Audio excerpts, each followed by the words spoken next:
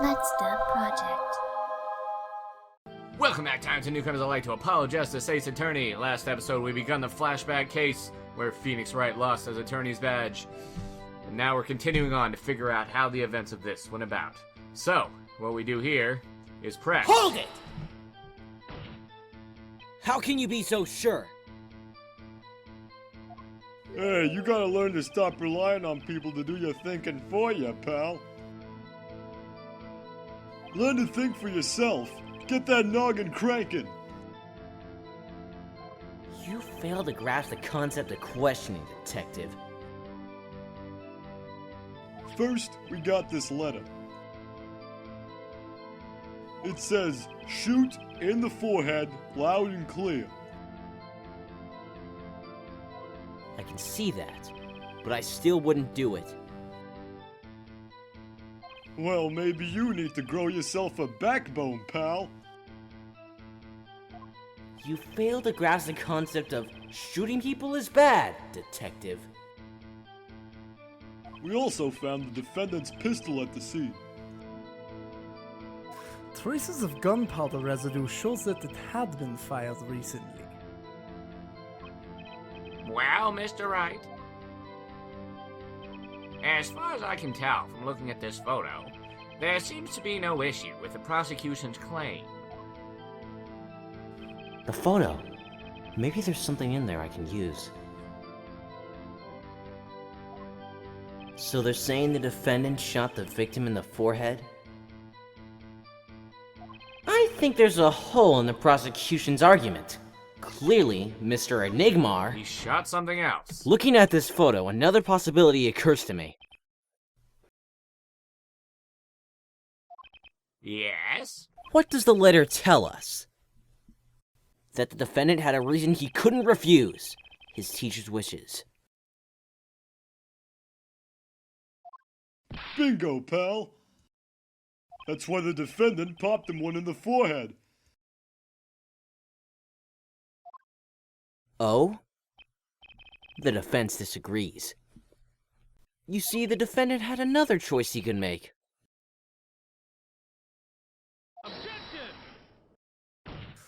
What? And you can prove that with this photo. I can prove he had a choice. Yes. The defendant might have fired like he was ordered, but he didn't shoot the victim's forehead. Well, let's hear what you're thinking, Mr. Wright. If he didn't shoot the victim's forehead, what did the victim shoot? Or the defendant shoot, rather. The beard is confused. He shot the clown. Take that! A tragic clown. The clown doll? Take a closer look. See? It's been shot in the forehead, too. There's a hole in its forehead. Yes, and a hole in the prosecution's claim. And I suppose you have a reason as to why he shoots the clown doll. He didn't just shoot the doll, he shot the doll's forehead. His forehead? Let's read the orders once more, shall we? You'll shoot one shot square in the forehead. Which is exactly what he did. He shot the clown doll square in the forehead!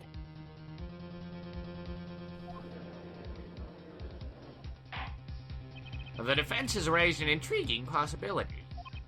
That hole in the clown's forehead. It definitely looks like it was shot. Bailiff, send someone to investigate this matter. I admit, I'm impressed, but I expected nothing less. God, I'm poetic as fuck. Still, this doesn't mean he didn't shoot the victim. Objection! Perhaps he did have to shoot a forehead as ordered. But the letter says nothing about whose forehead. This was the only way he had to follow his orders without taking a life. The bullet hole in the clown doll's forehead does demand an explanation. It might very well be a clue, yet Prosecutor Gavin is right. It alone does not prove the defendant's innocence. You cannot say for sure the defendant didn't shoot the victim. So sorry, Mr. Wright. How sad it is to see the mighty fall. Asshole. How sad it is to see the novice's overconfidence. He doesn't realize how big this little hole is going to get. That's what she said. Please take this newfound fact into account as you continue your testimony. So what if he shot the clown? He still shot the victim, Yeah, pal. well, he only shot one freaking bullet. So take this autopsy. Wait, what? How's that not right? Okay, hold on here. How about, this? What? Come on, it was only a single gunshot. Shh. What are we supposed to present? It's a single gunshot. There's 3 pieces of evidence here that should work that don't. Fine, I'll press it. Be a piece of crap, game. So let me get this straight. You're saying my client first shot the clown, then shot the victim? Hey, not a bad summary, pal. More of a confirmation than a summary, but whatever. That was really more of a confirmation than a summary. But our defense attorney seems pleased enough with himself. Do these people ever miss a chance to mock me? No, asshole. Well, now that Mr. Wright's gotten that out of his system, shall we continue with the testimony? I didn't have time to gather all the details before coming in here. This testimony might be my only source of information. Better pay attention and read this letter carefully. Oh, you can't tell me we have to press everything beforehand. That's crap. The defendant shot the old man. Pistol definitely belonged to the old man. He still shot the victim. Well, this doesn't make sense because, like I said, there's 3 pieces of evidence here that say that there were 2 shots fired and not 1. I mean, really, why would they present us with this if it didn't get us anywhere? What is this? Doesn't make any freaking sense. Why is it not the autopsy report? Fine, okay, we can't do that yet. Yes, we know. Victim kind of ordered the defendant to do him in. Okay, maybe it's here that we have to present something. Mother freaker, what do we do? But it might have been the clown's forehead he shot. Okay, so he practiced first on the doll, then shot him. He practiced in the middle of the hospital? Anyone could come in at any moment. Yeah, but no one did come, did they, pal? Besides, it's what I would have done. Always look before you shoot, I say. Gumshoe confirmed as murderer. No, a good cop. Might I suggest we move on? This is getting us nowhere. Patience. We'll get there sooner than you think. Very well, please continue with your testimony, detective. Okay, so then I guess we have to press everything again. You mean this pistol? The one in the crime scene photo? That's the one. It's a funny looking gun, so there's no mistaking it. We compared the bullet taken from the victim's skull with the bullet fired from this gun. The rifling marks on the bullets were a perfect match. So, you verified the murder weapon. In other words, You bet we did.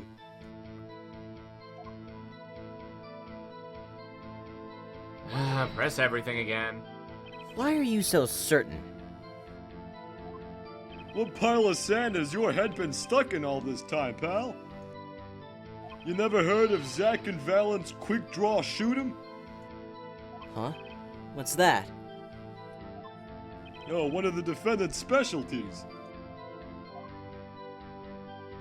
Zak and Valant stand on either side of a girl. Then they shoot. But the bullets don't hit her. Instead, they hit everything else on stage. This was one of the pistols they used in their show. Got a great design, huh? The kids love it. Many boys and girls join the police because of that pistol, I hear.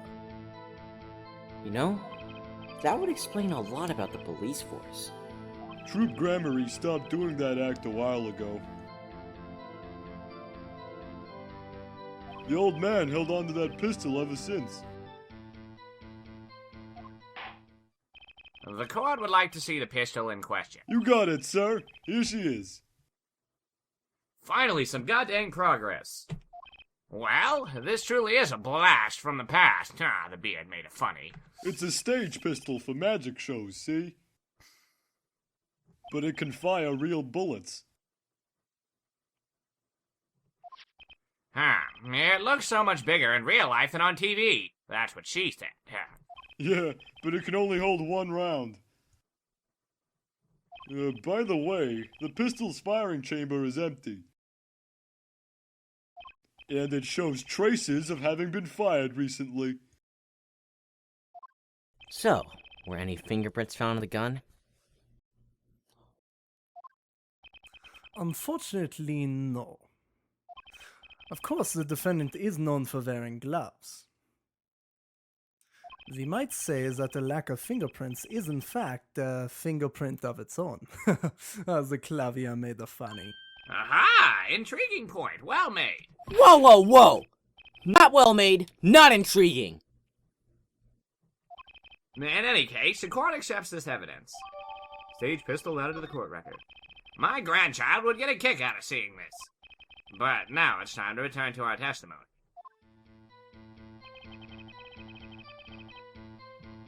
Okay, now can we present the... I think we have to present the gun now, right? Thank you! The trickiest cases often seem the simplest. Prosecutor Gavin, you missed the bullet hole in the clown's forehead. If you hadn't missed that, you might have come to a very different conclusion. Understand? Yeah, but like I just said, pal. After he shot the clown in the forehead, he went and... Did nothing of the sort to the victim. The pistol proves he could not. Murder weapon? How? It's quite simple, Your Honor. The pistol only holds one bullet at a time. If he had shot the clown in the forehead, he couldn't have shot the victim too! Yeah! That's not a contradiction, not even close. All he had to do was reload the pistol after the first shot. Oh? Where did he get the extra bullet? They're not so easy to come by, you know. If you claim the defendant had one ready, then prove to us how he got it!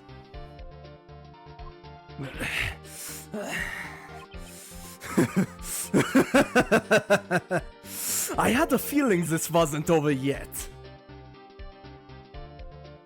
No, this party's just getting started.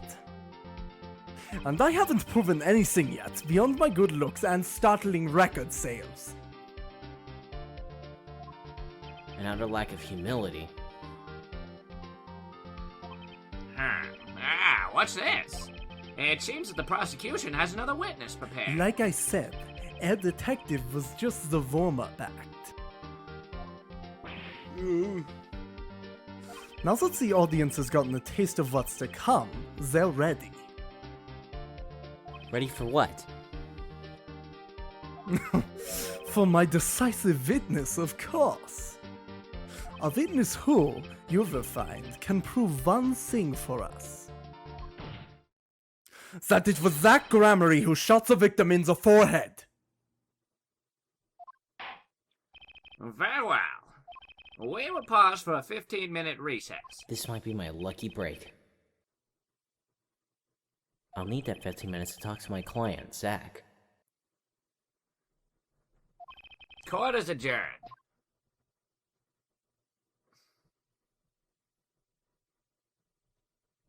To be continued right now. After we save, naturally, let's move on with this flashback trial. April 19th, 11:21 a.m., District Court, Defendant Lobby number 2. Very impressive, Mr. Wright. I have to say, I expected nothing less. We've only just begun. I was hoping you could tell me a bit more about what happened, actually. I did not think you would believe me if I told you. Better that you discover the truth for yourself. I was thinking of you, you know. I think we need less thinking and more talking. That night in the hospital, what really happened? Ah, the way your eyes gleam, Mr. Wright. You'll scare Trucy. Speaking of which, where is she? You have seen the problem yourself. The letter. The one shot in the forehead one, right? Yes, and the reason he speaks of. I could not deny my mentor's wishes, even if it meant my own death. Why not? This is something I will not say. For now, at least. What's this for now business? I have done many things in my life. Some well, some poorly. But this is a cross we must bear alone to our graves. We? You wanted to know about the night of the incident? Finally!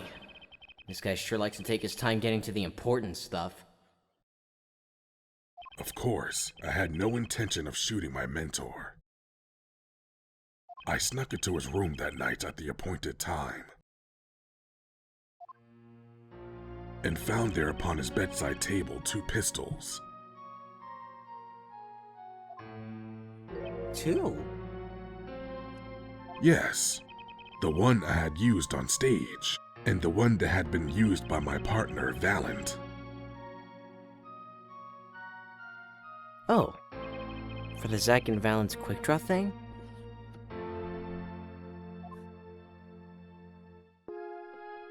My mentor had the look of one sleeping.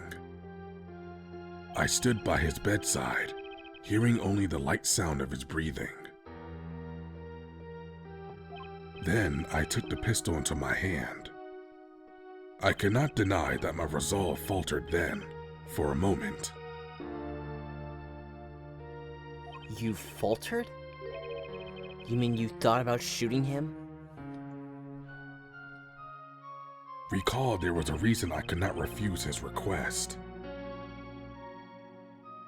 His last such request, though not his first. So, there were other requests you couldn't refuse before?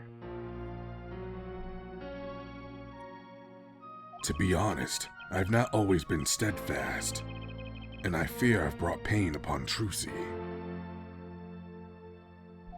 Was Magnifique coursing his disciples somehow? Just what was going on in Zak Gramarye?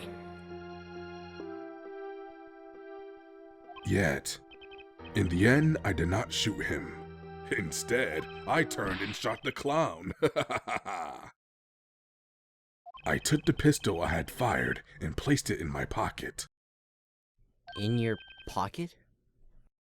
I believe if you examine the bullet in the clown's head, you will find it to be different than the one in my mentor.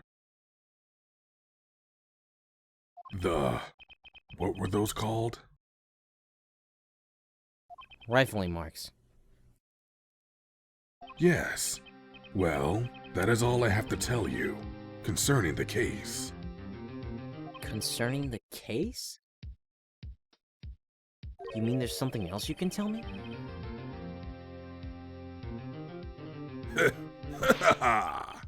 You are a fascinating man, Mr. Wright. Thanks? Yes, there is something. My mentor, his eyes opened. What? Zak Gramarye? The old devil. He was not asleep, you see. Of course, the gunshot would have woken him anyway. And there, we had our last discussion as mentor and pupil. It was not a long discussion, maybe 5-10 minutes or so. What did you talk about? Ha! Mr. Wright, did I not just tell you? It does not concern this case. Zak Gramarye. He seems pretty steadfast to me. Or maybe just stubborn. Mr. Wright, your presence is requested in the courtroom. Once again, I am in your hands. Right. Let's get back in there.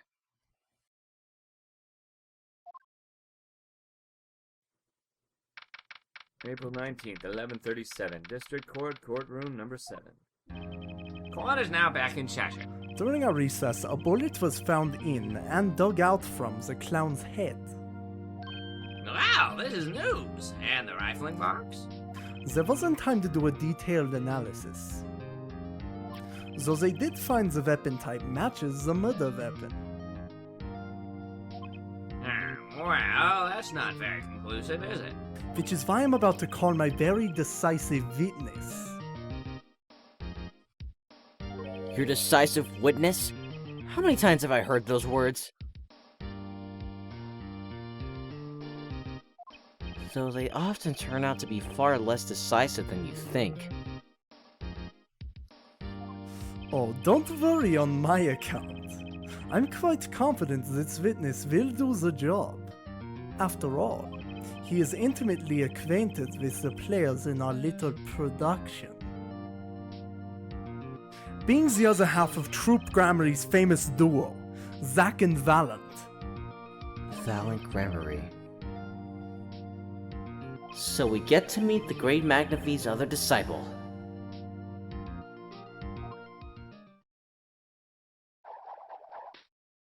Perhaps we'll start by asking your name and occupation.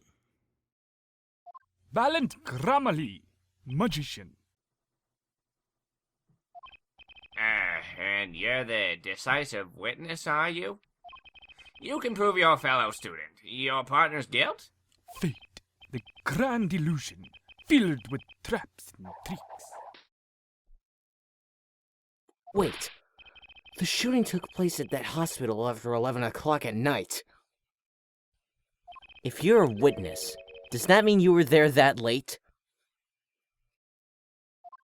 If one were to deduce this logically, the conclusion is yes. Okay. I always get the characters, don't I? I have an interesting fact for you. You see, several days before the crime, my witness received this. That looks very familiar. Wait! That's the same letter Zak Gramarye received. Yes. Or perhaps I should say, ta-da! Order! And what did it say? Surely not the same thing. Perhaps you should see for yourself.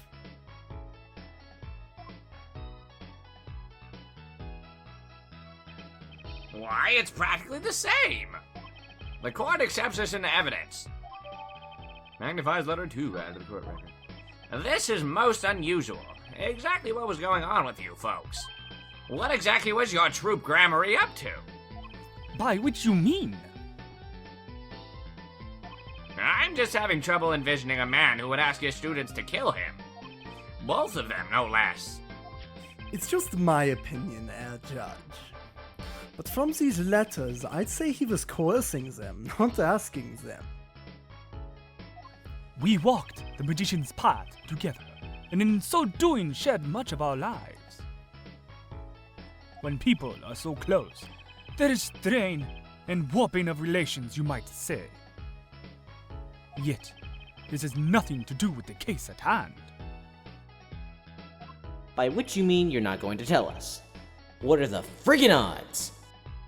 Which makes me even wonder more about this reason they couldn't refuse. Well, let's get on with the testimony for starters. The defendant, Zak Gramarye, stands accused. Tell us why. Oh, I'll do more than that. For where he walks, the red roses rise, singing hymns to the miracle that is magic. Fascinating. Though I hardly need to remind you that the evidence could just as clearly point to you as the suspect. The letter, the murder weapon, and now the 2 bullets found at the scene. In fact, the only difference seems to be the designated time. Ha ha ha ha ha ha! As every magician knows, timing is everything. Yes. And now it's time to get this party fired up. The night of the crime. That night, I visited the hospital room at the time Magnifi requested. The smell of gunpowder hung in the room, and my mentor had taken his final bow. I did not imagine my fellow students might have received the same instructions. Yet, a deal with the dead is still a deal. That sweet kiss I gave to the clown. Then I informed the doctor and the police.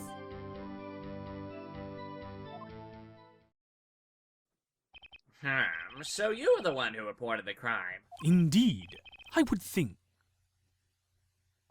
This fact alone would clear my name of suspicion.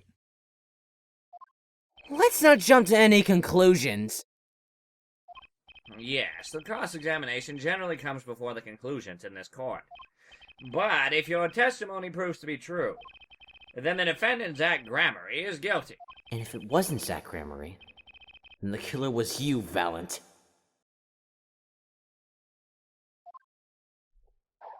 And no disappearing act will get you out of that.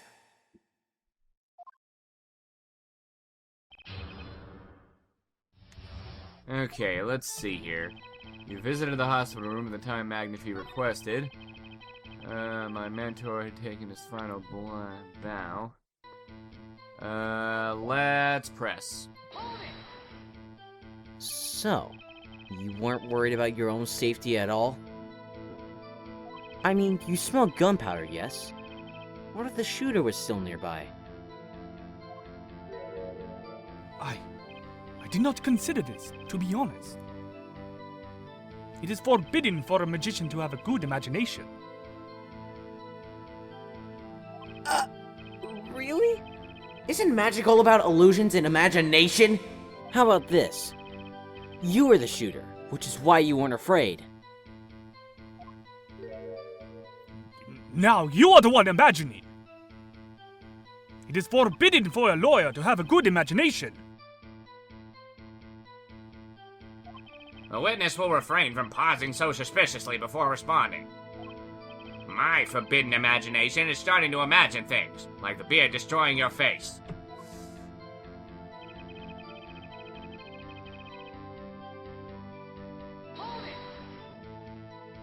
Which brings us back to this reason neither of you could refuse.